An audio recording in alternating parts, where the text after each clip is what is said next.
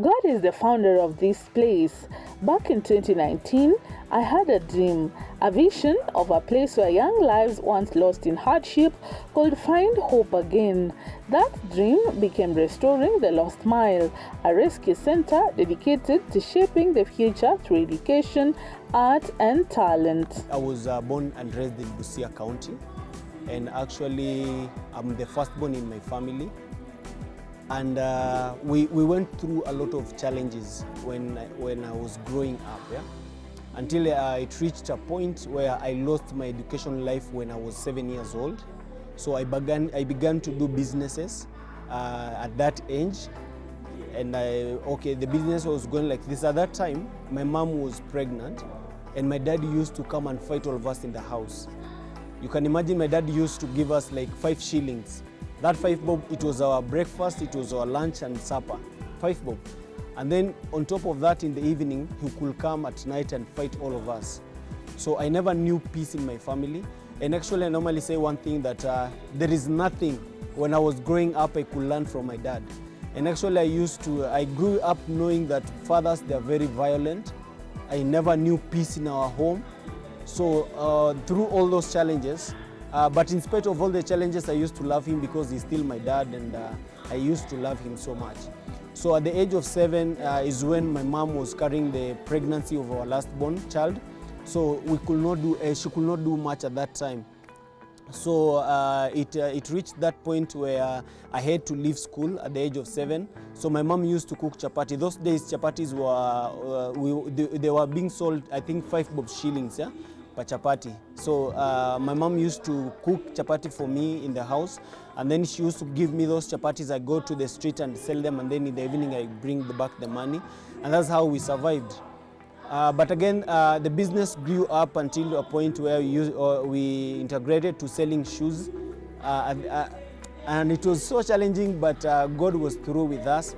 So when I was 14 years old, that is when I came to my senses and said that this is enough, because I'm firstborn. I'm tired of seeing my dad coming to fight all of us, fighting my mom, fighting my siblings, and I cannot do anything because my father cannot fight back. So that instance made me to run away from my home. So at the age of 14, my mom used to cook.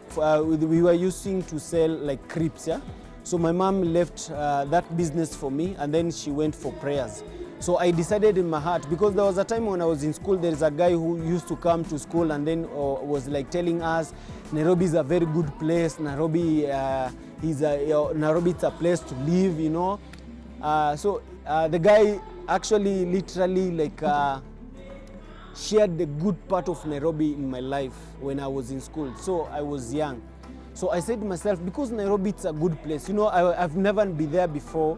So I just said to myself that I just want to go to Nairobi, because Nairobi it's a good place, so that I can be able to change my life, transform it, and then I will come back to rescue my siblings and also my entire family. So the reason why I was now coming to Nairobi, it is because I wanted to get a good life, so that I can also bring my family back to Nairobi, so that we can live a good life. So that is the reason why I was coming to Nairobi. So I never told anybody about it. I never told my mother, I never told my sibling, I never told the neighbor, no one at all. So it was very a very expensive experience to me, because I'm coming to a place where I know nothing, I know nobody about, I don't know anything, I don't know any place. So I boarded a vehicle, right, from Busia, through a lot of challenges, because I sold the crepes and I sold for 1,000 shillings. So I took 900 shillings and gave it to my brother, who is now following me, right, our second born. So I took the 900 and told my brother, just take this money, and then when mom comes back, you'll be able to give her the money, so that maybe you can continue, right? So my brother was very happy, because at that time they slept hungry. So he was like telling me like, hey, Jose, at least we are going to buy something to eat because we slept hungry. So he was very happy. So I never told him about what I'm about to do. So I took 100 shilling and a roll of crisps. So taking them, I decided like now this is what I'm going with in Nairobi. So I went to the stage back again, and then I was trying to tell the conductor like, I want to go to Nairobi. My mom is very sick, I need to go and see him. So I lied to the person. So the person was telling me, you're going to Nairobi, which place? So it was like, I don't know any place. So he saw me stranded there. And then he told me that, no, when you go to Nairobi, you're going to get lost. So you just go back home. I never gave up. In Busia, stages are different, right? So I went to the next stage, right? And in those days, vehicles actually, they were just coming to pick people from Nairobi and then they come back. So I went to the second bus station. And then I was like telling the guy the same story. My mom is sick in Nairobi and I would like to go and see her, something like that. So he told me like, you're going to Githurai or Eastleigh. So I came to understand the word Eastleigh at that time. I don't know Eastleigh, but he mentioned Eastleigh. So he told me like, no, you're confused. You're going to get lost. So, but remember, I know Eastleigh at that time, right? So I went to the next stage very courageously. I know Eastleigh, right? So I went and told the story boldly now. I want to go to Nairobi to a place called Eastleigh. Like my mom is very sick and I need to see her and I don't have money, I just have 100 shilling. So the guy was like, oh, you want to go there? Now, give me that 100 bob. So I gave that conductor 100 bob. So I remained with my crisps and a piece of clothes because I carried my clothes. Yeah? It was a black and white uniform because I used to sing choir in my church. So somebody bought me that black and white choir uniform, right? So that's what I came with. So the guy introduced me to a certain mother in that bus, and he told that mother that now I want you to sit with this guy to Nairobi, right? And then when anybody asks you about who is your parent, I just introduce myself to that guy. So I reached Nairobi with my crib. Remember, I never ate supper previous day, right? When I'm coming to Nairobi. So we reached Nairobi safely, but I never reached with my full pack, whatever cribs I used to eat because I had nothing to eat. So I came to Nairobi. The first thing I did, I ran away from the bus station so that no one can understand what is happening. I'm confused and everything. I started calling people like coming to you, like, you, how are you? My name is blah blah blah. I have challenges and ABCD and everything. Will you take me? And I thought like anybody can just take me, and nobody did. So when it came in the evening, right? I think the Holy Spirit also helped me because I normally say it is the Holy Spirit who reminded me of Bishop Ismairo. And then I thought like maybe I can be rescued in a church, right? So I started asking people, where is Maximum Miracle Center? That time they were at a place called Odeon, you know? They were in Odeon, 209, they were in Odeon. So they took me there and they gave me the direction. I was able to go there and I was finding them fellowshipping. Okay, to make all the story short, in children's home they normally take orphans and very vulnerable children. But remember me, I have my both parents. It's only that we are not in peace with them. So finally, I was able to be introduced in that children's home. I don't know what happened. Our late Teacher Harold is the one who introduced me to that Pastor Bishop Ismairo, and I was able now to be taken back to school, class 6 here in Deni Primary School. So I went back to school. So that's how I went back to school. I finished my class 8 when I was 18 years old. That is when I cleared my class 8 studies. Yeah? And then in a children's home, when you reach 18 years, you need to be integrated so that they can bring other more children. So I was able to get out of the children's home. That whole story is the one that is making me now do what I do. Every time I see a child like missing school or dropping out of school, I click 7 years ago when I was 7 years old, leaving school, no parent coming through for me, no cousin, no neighbor, nobody who came through for me. So that thing pains me a lot. So 2019, that is when now I dreamt, God gave me a dream, right? When I was in a single room, I had nothing, I was single, I was not yet married, but the vision was so clear to help the community and also to help the vulnerable kid, as in to be a voice to the voiceless, yeah? And also to bring the community back to the church now, but through community work services. Yeah? So that's when I got the dream. It was so clear, I wrote it down and everything. I came to share with some few people, they never bought into the idea until I gave the idea to the motorbike people.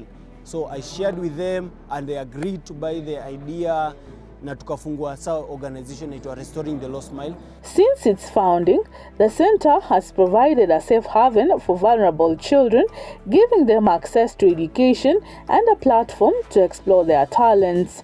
Many lives have been changed and futures have been rewritten. This organization called Restoring the Lost Mile, it's like a children's home. It operates just like a children's home, but again we opt out to support these kids from their parents and also from their guardians. So we don't want to separate them from their guardians, right? So we normally pay their school fees, we give them food stuff, we give them clothing, and that is why you're seeing the activity of giving them clothes today here. So tunawapea manguo nini kila kitu, and then we pay their school fees. We manage paying their school fees through partners and also friends, yeah? And also there is a company. So far watoto 37 wamepata sponsorship hiyo design. Kuna family imekami inachukua because you normally pay that 500 per term. There is some few documents that we sign together ya kuonesha na this child, like so you become like their parent, right? Because you pay their school fees, and then you will open a file for them where now we shall be giving you their report forms. Also we shall be updating you on how they are going through lifestyle nini vituka hizo, and then so from there there is a chief, the area chief, we work together with him, and also children's officer, we work together with her also, whereby kila wale watoto wote wenye wako kwa RTLS wako kwa ofisi ya chief na bado wako kwa ofisi ya children's officer, because you know also dealing with children it is not easy, it's like a whole process. So that's what basically we are doing at RTLS, and that's what we do.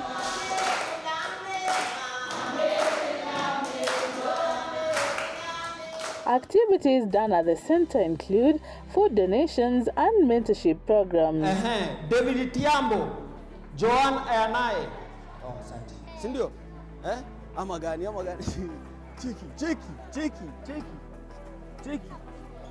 Cheki. Nyi kwani amuoni cheki form. Joyce Kagonya, a beneficiary, has gained a lot through this center, including getting a chance to study and discover her love for art. Mimi nasema hii foundation ya Jose Restoring the Lost Mile imenitoa mbali. Kwa sababu mimi ni mmoja wenye nilikuwa hata nimasirika sana, nilikuwa shindwa hii maisha nitafanya aje. Watoto wangu walikuwa wamekaa kwa nyumba miaka 2 waendi shule. Kazi sina, nilikuwa mgeni mioko, sina pa kuanzia. Sasa Mungu naye akatuma Jose, akakuja kwa maisha yangu. Akachukua watoto wangu, akawaingisha shule. Watoto wangu wote wanasoma na wote mmoja wako na sponsor. Mimi naweza sema Jose, Mungu ambariki sana, ambariki, ampe baraka kabisa mpaka zenye hata siwezi elezea. Ambariki sana pamoja na familia yake. For Scholastica Mutindi, the place became her second home. She was given the chance to learn, and today she sees a future full of possibilities. Sikuwa na uwezo juu nilikuwa nafanya kibarua, saa zingine nakosa, saa zingine napata, zenye napata tunakula, tunalipa rent.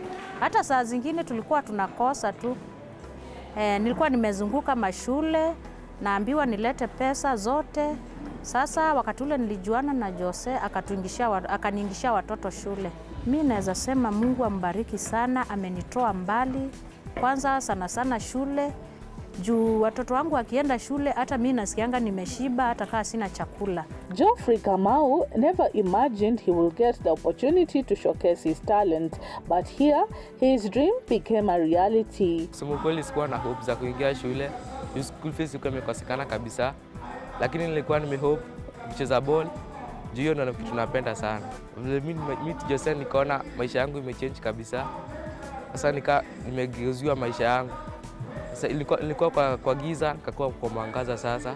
Sasa nikasema ball nitakuwa nacheza free time, lakini focus na kusomea mechanical engineering. Leslie Waithera, also a beneficiary, is grateful for all the support she has gotten from the center, and she is working hard to achieve her dreams. Before I met Joseph Kwaya and the RTLS, me and my family, we were going through hardships. We couldn't be able to pay my school fees, like tuition classes and school levies, but when I met Joseph, it's like my whole world turned around. Just to say thank you for supporting me, because Joseph said that he will be with me until I finish school and get a good job and accomplish my dreams. And I would also like to say that any individual or organization wishing to support this noble cause should come to RTLS, because they are very talented, disciplined kids here who don't have sponsors and are willing to be educated. Joseph says they have achieved so much, but the journey has not been easy. Financial challenges, lack of resources, and the increasing number of children needing help are some of the struggles they face daily, but they keep going because every child deserves a chance. One of the biggest achievements nimemake na nashukuru God ni kwamba nimeweza kuongea na kampuni wakanichukulia watoto 8 wakanitrust. That is a very big achievement to me. Pitching the idea to someone and buying it and actually supporting it is not easy.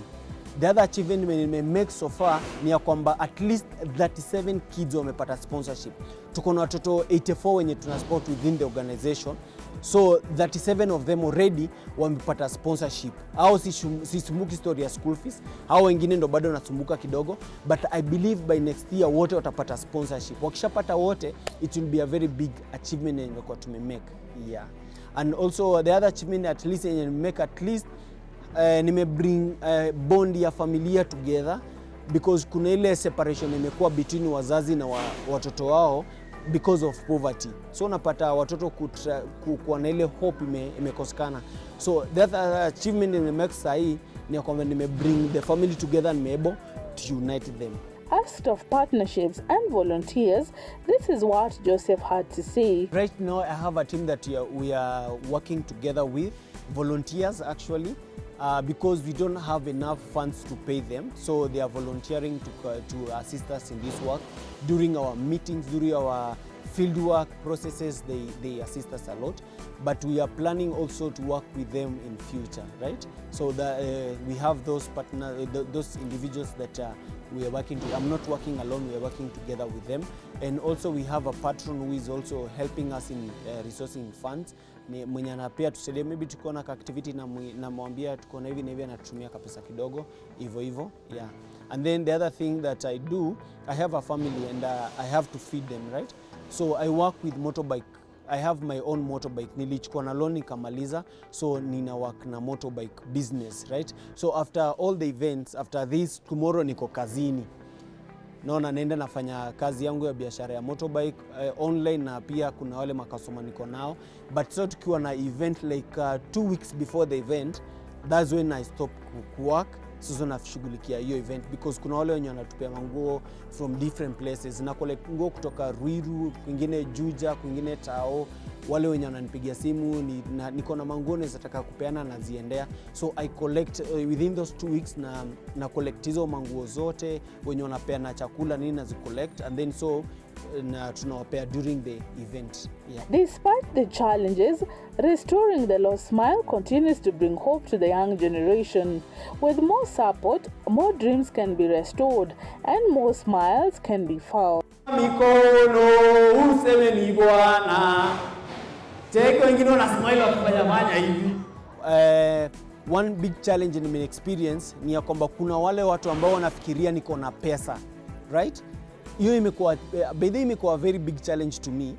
Unaenda mahali mtu anakuita wewe ni tajiri. Unapata wengine wanaambia, kuna hata volunteer yangu mmoja ameitwa chama ya kuchangisha do kwa kanisa ati kwa sababu ana work na RTLS. So kila mtu anafikiria RTLS iko na pesa. Na kitu hawajui ni ya kwamba zile pesa zenye tunapata ni ya school fees. Sisi chukua pesa ya school fees naweza kulipa watu Siwezi chukua pesa ya school fees niende kufanyia kitu kingine, inakuwa ni ya school fees, because at the end of the day that company itahitaji report ya venye nimelipa hiyo school fees, right? Hiyo kampuni itahitaji report from za watoto. So unapata hata mimi mwenyewe ndo ni feed my family, lazima nifanye kazi, because sitaki kupotezea masomo yao watoto. So hii imekuwa challenge. Another challenge ni ya kwamba kuna wale tu wana assume mko na do, sawa, hata wa support. Naona, so kuna hiyo assumption ya watu wanasema nyinyi sasa juu activities mnafanya nini wanaona mko na do, so kupata sponsor imekuwa ngumu. So those are the kind of challenges nimepata. My motivation one is God talked to me a certain time na akaniambia, do it today as if you never did it yesterday, do it every day. Hiyo ni kuniambia kwamba I don't have to give up, because kuna watoto wananiangalia. Kuna mtoto anaangalia school fees yake mimi, so nikigive up I have a old generation yenye literate ama itaanguka, naona. So my motivation also ni hawa watu achieve their dream, because kuna wenye wananiita daddy. Kuna mwingine aliniandika letter fulani ikakuwa imenitouch sana, Jose, you are my dad father. Na mniandika whole message na I was like nikana nikapini nikaweka hapo. Hizo ndo motivation zangu. Hao watu wao wananiangalia, already walikuwa lose hope, nimewapea hope already. So wana try kuniangalia, Jose unatupeleka wapi? What is the next step, Joseph?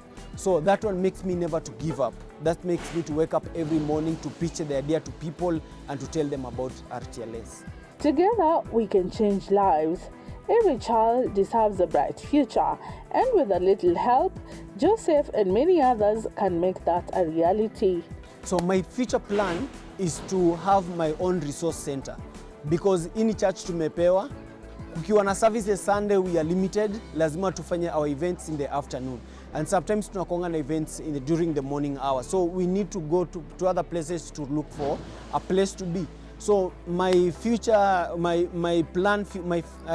plan ni kukua with our own resource center, where we shall have our own place, where our kids a safe place, where the community also they can come and share with us their challenges. We know how we can also take them to bring them in the community, because my vision is like to support more than 1,000 kids who are vulnerable in the community. Na also wale wenye wame drop out of school, my vision ni ya kwamba kuondoa dropouts wa mashule, lakini tusikuwe na dropouts shule, because inaniumanga sana, inanikumbusha pale nimetoka. So tuko na our own center. The other vision yenye niko nayo ni kukua with our own school. Unajua nikiwa na shule yangu naweza chukua mtoto anytime nimuingize shule, si tunalipa walimu, si wako hapo hivyo, so itakuwa more easier to educate our children from that. So that is our future plan, and also we have plans to have our own projects to sustain the organization, because unajua tutategemea donors they come and go, wataku frustrate,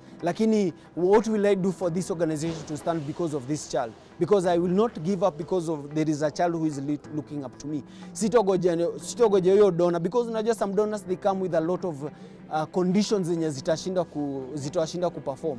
So what we are planning is to have our own activities and also our own projects zenye zitatusaidia kusustain the organization because of future. So Kenya, ningependa kuambia community at large ya kwamba wacheni tusidharau watoto wetu, because hawezi jua kama huyo mtoto ambao unadharau leo ndio atakuunganisha back ama ndio atakuja kutransform your life. The other thing ni ya kwamba let us take care of our family, because family it means a lot to us. Ni kweli. So that's why pia hii RTLS nimeiform ni kama familia, so we are like a family, RTLS family. So it is a family yenye tunatry ku also bond families together to reunite them. So and I believe I will be able also to reunite more and more families zenye zina break up hapa nje. I want to encourage my viewers ya kwamba especially the young people and also those guys who are in the motorbike industry ya kwamba do not misuse your life. Many people outside here are waiting to see who you are, right? So in that process, never give up, because the community is looking up to you. We have vulnerable kids who are looking up to you. Please be yourself and come out to be the person that God created you to be. Don't lose hope. Don't go into drugs, because drugs have really come to mess up with our families. Kindly. And also to the community and also Kenya at large, Let us hold hands together. All the organizations that are outside there, let us hold hands together for our community. Sometimes organizations are using people very bad. You're giving support and you don't give out. Let us work together kindly to be able to transform the community and also this generation because of better tomorrow. So wherever you are, kindly feel blessed and also know that you have a purpose. You are never created for nothing. You are created for a purpose. Please grow up to live in that purpose that which God have created you for. If you want to support us, you will find us on Facebook, Restoring the Lost Mile. You will also find us on our YouTube channel at the same name, Instagram, the same name. But we are located in Mwehoko, Kizito. So this is the place where you're going to find us. And you can find us on my number 0708 792 611. Feel free to reach out and God bless you so much. Nawapenda, nawalombotovya.